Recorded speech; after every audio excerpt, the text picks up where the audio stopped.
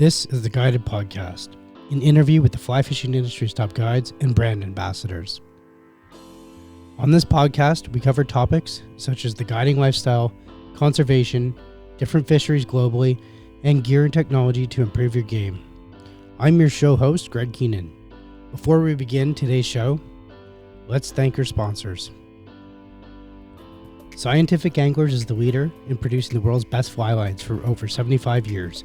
Scientific Anglers have set new industry standards with their SA Amplitude family of fly lines, both in technology and performance. See the difference for yourself today at scientificanglers.com. Show your show support and follow us on Instagram at Fly Fishing Insider Podcast. Now let's begin.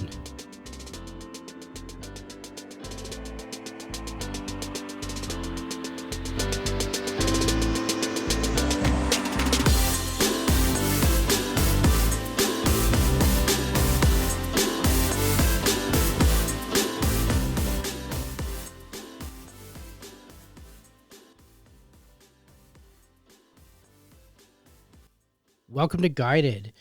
Today our guest is Brian Silvey. Brian, welcome to the show.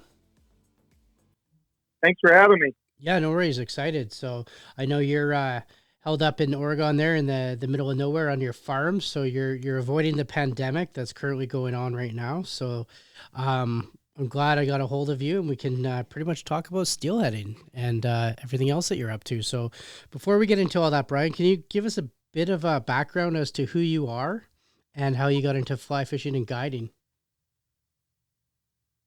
I started fishing when I was probably about 9 or 10 years old, like most people do when they're a kid. And wasn't fly fishing, though. You know, dunking worms and, you know, spin fishing on the local rivers around Mount Hood, Oregon, which is about an hour out of Portland. Mm-hmm. You know, just had a couple rivers where I could walk to or ride my bike to. And I was mainly fishing planter trout, which is kind of funny because most of those rivers were known for steelhead fishing. But I didn't know how to catch those things. And so I'd be out there fishing for these planter trout they used to plant there. And every once in a while I'd hook a steelhead. And so after a certain amount of time, probably when I was 11 or 12, I was probably like, man, what am I doing fish for these like little trout when I could try to catch one of these steelhead? It would always wreck my tackle. I'd go home and my mom would be like, God, you broke another rod? And I'm like, yeah, man, I keep hooking these steelhead. That's funny. But I got into fly tying, you know, when I was probably 13 or 14, and that's kind of where it started for fly fishing. The other weird part is I knew how to tie flies before I even knew how to fly cast. Crazy. Which is probably opposite of most people. Yeah. So I tied flies and would use them on my spinning rod, which is kind of funny because I didn't know how to fly fish. Yeah. Nobody in my family really fished very much. So would you just weight them down and cast it out or what? Yeah. I would just be like, you know, I got into trying to catch a steelhead. So I would fish like one of my favorite flies it was like a tie down caddis or like a woolly worm or something basic that you could tie that a kid could tie. And I would just like drift fish them. I used like this Wright and McGill spin fly combo rod that I had gotten. And I would use that for steelhead. It's just a noodle, but it was a great like spinning rod for steelhead fishing. Hilarious. And I would just spin fish and fish, you know, wet flies down on the bottom, just like you'd be drift fishing. That's funny. I think it's funny. It's funny when you mentioned that you kept on breaking these rods off on steelhead, and most guys, so many people are out there are like, "What? I want to catch one." I don't. It's funny.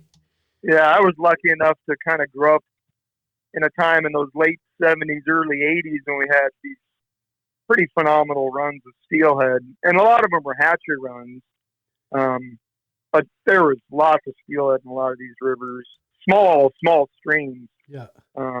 Where you could see them, and you know, as a kid, you didn't know what you were doing. You're just out there winging stuff out there, and you're hooking, you know, 8 to 12 pound fish on tackle that you shouldn't even be trying, and breaking them off, or you know, you're just like, I don't know how to do this.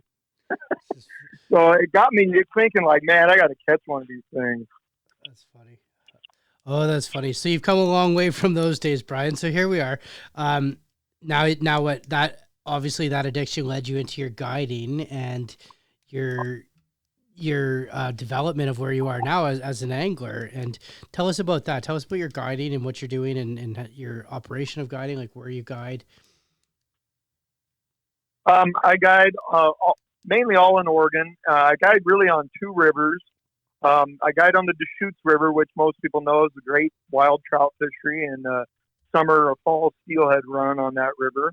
And so I fish that from usually about now, a lot of times, April, start trout fishing, and then fish that for trout till about late July, early August, and that's when our steelhead run comes in. And then I'll fish that all the way to November for steelhead. And then in the winter, I'm guiding on the Sandy River, which is really close to Portland. It's a great winter steelhead run, and it's just perfect for swinging flies. Both those rivers are kind of interesting because you're not allowed to fish out of the boat.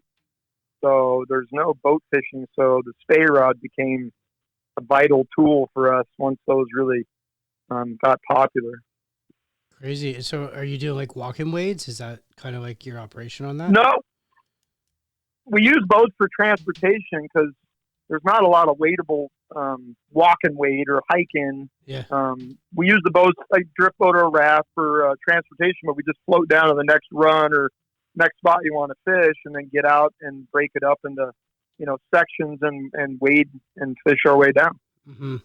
No, that's cool. I definitely like how you guys are doing that. You know what I mean? Like you just go from pool to pool and whatnot. So, Brian, I think we're going to jump right into the part of why you're here and what we're really excited to talk about. And that's like basically your knowledge on fly lines for two-handed rods and, the vast amount of information that you can provide us on that is phenomenal. I know you're doing currently, I know we talked off air and I don't want to get too much into it, but you're currently developing some lines with SA and redeveloping lines with SA on two-handed rods. Can you tell us a bit about what you're doing and the importance and the tapers and just sort of walk us through all that process? Sure. Well, I started Spey casting in the late 80s when, there wasn't a lot of Spey lines out there. Once, there were some lines made that really made it Spey casting a lot easier for the masses, and that's where we're at now. Is that in development, the line has become such a huge part of Spey casting. Has really helped vast amount of people get into this whole sport of steelheading and Spey casting, and with all this new line development. I started with Scientific Angler about maybe a year and a half now, 2 years ago, to kind of help them develop new Spey lines. I've done that with some rod manufacturers. Winston's one of them, and I've never done it with Spey lines. I know quite a bit about making my own when I used to have to do that, but it would have been, it's been quite a few years. So I really wanted to help out Scientific Angler come out with some new lines, and we came out with a new Sandy line this last fall that I kind of helped with. There were some other guys that worked on that also, to kind of make a real easy casting, turns over real well. It's never about hitting huge distance all the time. It's just making it a very easy casting, mendable, fishable line for the average person is kind of really the idea. And then trying to get the right taper, it takes time. It's kind of funny. I work with one of the guys at Scientific Angler, and I kind of give him what I think the taper should be, and then he'll send me samples, and then a lot of times I'll lay the whole line out, mic it all out, every foot, and try to figure out the taper that he's going with, and then kind of go out and cast it and put it through its paces with heavy sink tips, big flies, light flies, kind of the whole range that you would be fishing with, like a Skagit head, and then say yay or nay, kind of like that. Do I really like it or not? And some of them I'll let some of my customers cast them, because when you do it enough, I can cast about anything.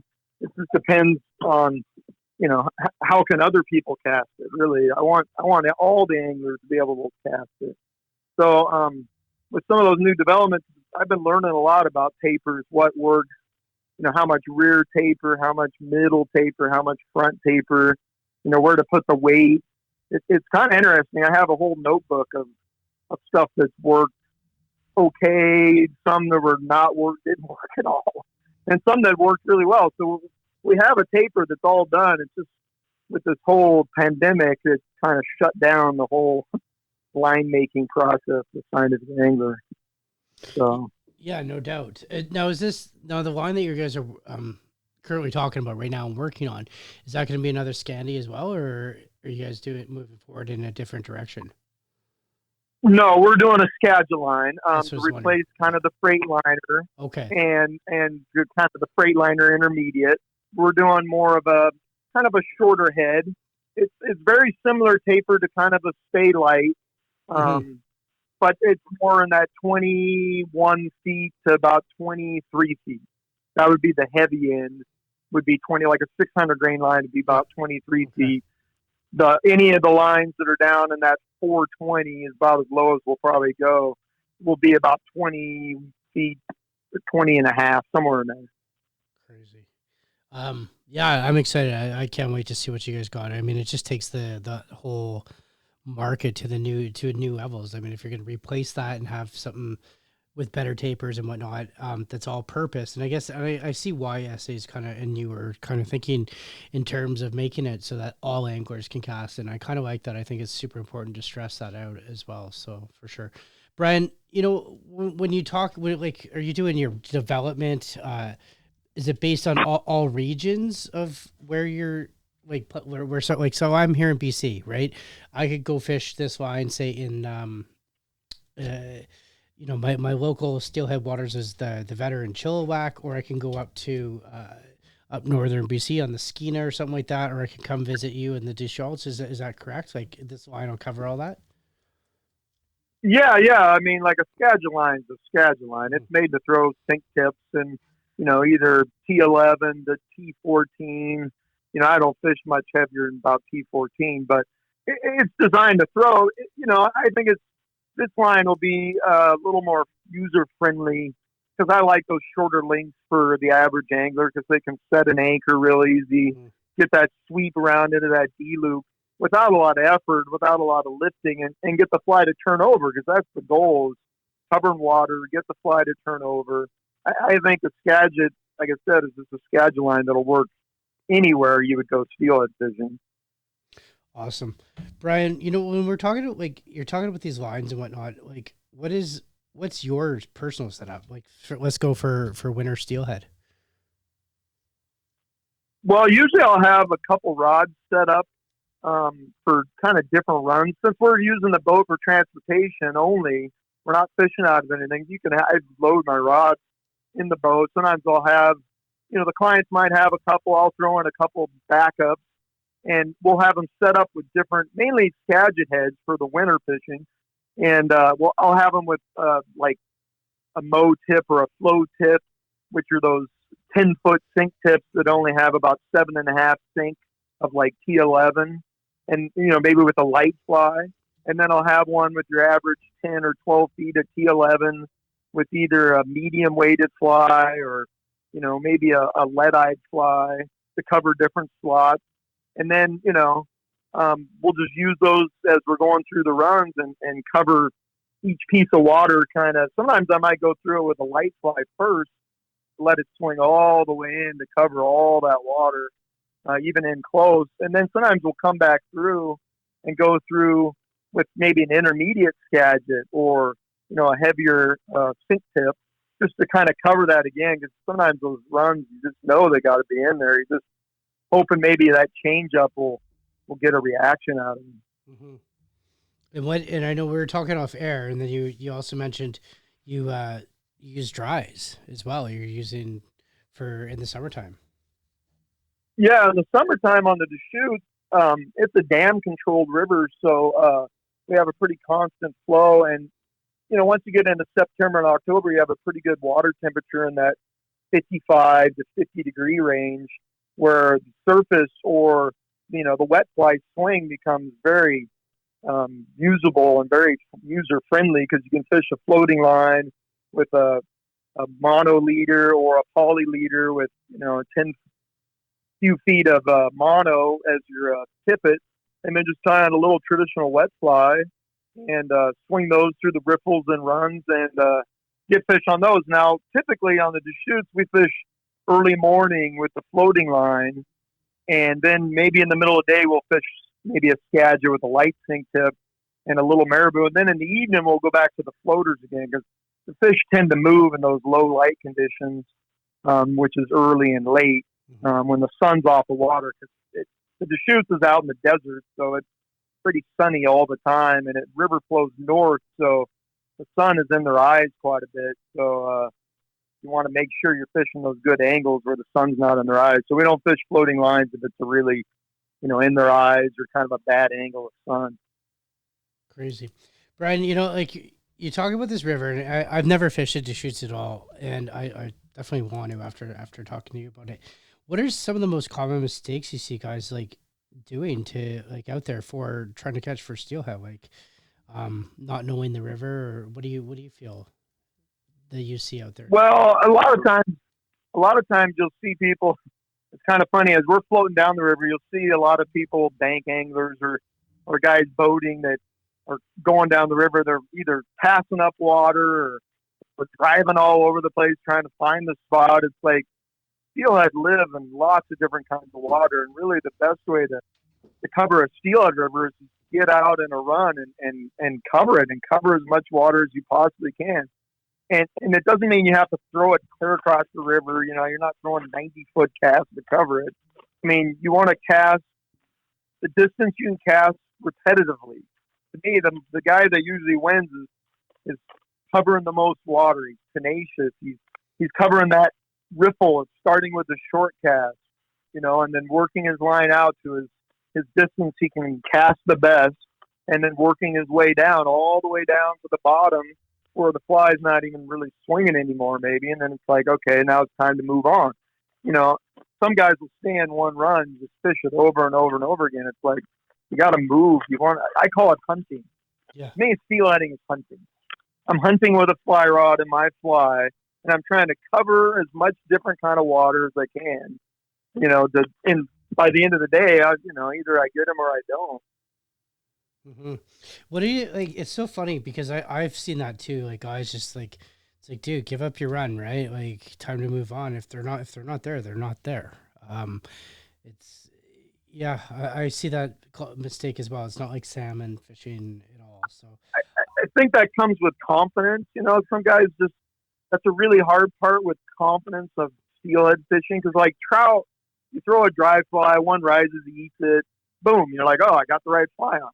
Steelheading, I mean, you can spend a day or two with not even a bump, and you start wavering on your whole, what am I doing wrong? yeah, Is this the right water? Is there any fish even in this river? And when you've done it enough, you just keep on trucking. You're just like, just move on, But when you're new at it, that's the tough thing. It's like, and I think that's why they won't give it up. They're just like, I think this is a good spot. I know I caught one in here last year. yeah. There's got to be one here. And they just keep beating through it. And it's like, man, I'll fish through a run. If I don't get anything, I'm like, well, that was good. I'm going to move on. Nobody home. That's funny. Brian, let's talk about that. Let's talk about like a few of those, like debunking some myths, because I think it's kind of important to touch base on. Here's a question that I have for you, from my own personal experience. It's a short, deep pool, in fast water. And I want to get that fly down there quick, and I want to get that out there. What are some tips for me to get that fly down there super quick in the faster water in a short, deeper pool? Right. Well, there is some lines you can use to help get it down in there. I mean, it just matters what kind of tackle you have to get it down in there. Now, some guys, for me, like, you could take, if you had a floating line only, you could throw it upstream a little bit and kind of nymph it in there and then let it swing out. I grew up fishing small little pocket rivers, and we didn't fish indicators, but we swung flies and we threw it kind of upstream with a weighted fly. We just mend it a couple times and then let it swing its way out. Now, with two-handed rods, I don't really like throwing it upstream much because I lose total connection to what I think the fly is doing. So I don't do that very much. What I like to do is use like a Skagit intermediate or some kind of a three-dimensional line that'll get your fly down and slow it down in that fast water. I don't ever think you got to be on the bottom to catch a steelhead on a fly, but I think you got to be within that range, depending on water temperature, how far they're going to move. If the water in the winter is like 39 to 42 degrees, you're probably not going to get that fish out of that deep hole. You might get them in the tail out where it's a little bit softer water where your fly, it's going to get down a little more and slow down. But in that head into that deep run, you're probably not just going to get that fish out of there. Now, if the water's 50 degrees or warmer, that fish might move a little bit more towards the surface or up a little bit because there's just so much surface disturbance. You're probably, like I said, still not going to get your fly in that deep spot, even if you put T14 on and the heaviest fly you have. So, yeah, I find that's my personal challenge. I know when I'm out steelheading, like I just and I beat myself up hard about that. I gotta admit, and I will admit, I am notorious for casting a bit more upstream. But you're right, you do lose that connection with the fly line and everything. And I'm mending frantically mending to try and keep my fly going straight and still through those runs. So, yeah, for sure. So good advice, Brian. I think I'll take that to heart and give that a shot next winter steelheading season for sure. So, Brian, when we talk. I want to ask you also, you mentioned you did some stuff with Winston, and this is news to me. I did my research on you, and I didn't know what exactly did you do with Winston when you were developing rods? Was it the two-handers? Yeah, I'm their helper on designing two-handed rods, and it's the same thing. I work with somebody at Winston that is doing a lot of the labor of designing the rod itself, and then I call myself kind of the test dummy. I get to go out and cast them.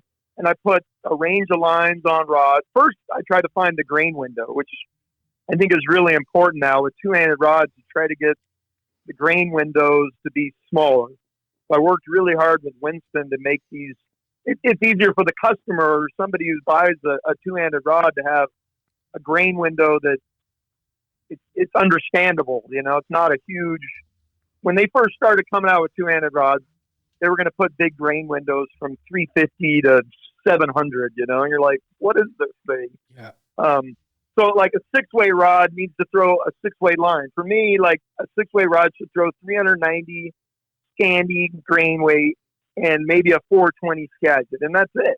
Not like it can go a little lighter and go a little heavier, but pretty small grain windows. So I worked really hard with Winston to do that, and then to get kind of the feel of the rod, which that can take time to get the right flex in the rod. And I would just spend hours and hours just casting, watching, and kind of marking with tape on where the flex was, and having friends of mine or customers of mine cast them and try to figure out where the flex in the rod is, and then go back to Winston trying to figure out what they wanted, what their idea of that rod. And so I did the Nimbus and the Kairos last year, and then we came out with the Air TH this last fall, and that was the new rod with the new nano resin and boron, and they're an amazing rods. So awesome. Those they are amazing rods. I have yet to cast one, but from what I've seen and what I've read, they are fantastic. I know up here in Canada it's a little difficult to get Winston for some reason. So, what do you think? Do you think they're Microspay? What do you think about that? Do you think that's coming, going, trending? The trout spay, Microspay? I think it depends on the area you're in. I mean, if you're in Montana or Wyoming or Colorado, there's a bunch of groups of guys that, are really using the Microspays for trout. In my local area, I do it a little bit, mainly in the winter or maybe early spring on the Deschutes for trout. But our fish are mainly rainbows. They're mainly wild. They're just bug oriented. So once you get into summer, you get the hatches going. It's kind of hard to get them on streamers. You can, but you're more likely to get them on a dry fly. So I tend to go for that. But I think certain areas of Microspay is really fun. Streamer fishing could be great. And especially if you don't have a boat, you can cover a lot of those rivers without a boat. and get to areas where you couldn't get to with a single-handed rod. Yeah, absolutely. So do you think it's here to stay? If you had to guess? I think so. No, I definitely think so. I mean, it's for each river, it's unique, you know. I mean, but you'll see guys even on the Deschutes certain times of year Microspay, you know, and it has its place. It's just you got to pick your time to do it. I mean, the middle of summer in July when they're eating caddis is not a good time to probably go swing a sculpin. You know? So, you know, but in the winter when maybe you got higher flows or a little spring high water, you know, and there's not much hatches going on, and I've had some great days. I mean, it saved my day swinging, you know, sculpin with the Microspay and a little like a Spey light beside the angler makes, and a, you know, a 10-foot sink tip, and it's really fun. I enjoy it. I enjoy it as well. Brian, I want to ask you before I let you go here, is there anything you want to say to the listeners out there for something that you could offer in steelheading advice, like for casting or some kind of success for when they're on your waters? Well, I think, like I said before, most people don't cover the water efficiently sometimes, and you want to be, you know, how would you say it? You want to really just cover and methodical but move on at the same time. So you want to be hunting. And like I tell my customers all the time, like they'll fish a run and they're like, you know, should we keep going? And I'm like, no, we're done. Let's go. Cause like you lose confidence or you just don't like how the water is, move to another spot and, you know, and try to build that confidence in your fly and just by covering water, steelhead will come. I mean, it's just a matter of time. Sometimes people take years to get one, and I think it's just because they didn't cover enough water. Very interesting. Steelhead will come. I like that. Brian, you know what? I'm going to let you go. I appreciate your time. I know you've been super helpful, and I know you're quite busy as well. So thank you for everything. And I'm going to make sure I put all these details in the show notes. But before I let you go, is there anywhere that listeners, if they wanted to reach out to you, talk fly lines, talk your guiding operations or anything steelhead, where could they do so? They can find me on I have a website. It's silveysflyfishing.com. I'm on Instagram, which is always a good one. It's just under Brian Silvey. I get a lot of people asking questions on that, and that's always fun to kind of answer for people. I love doing that and helping anybody on any of the questions they have on Spey lines or grain windows and, you know, all that stuff, because it can be really confusing. So, but Instagram and find me on Google. You can search me and you'll find me. Absolutely. I'm going to make sure I put all that detail in the show notes so that the people can find you. So, Brian, listeners, I want to thank you guys for being our guests today. Thanks, Brian. Thank you.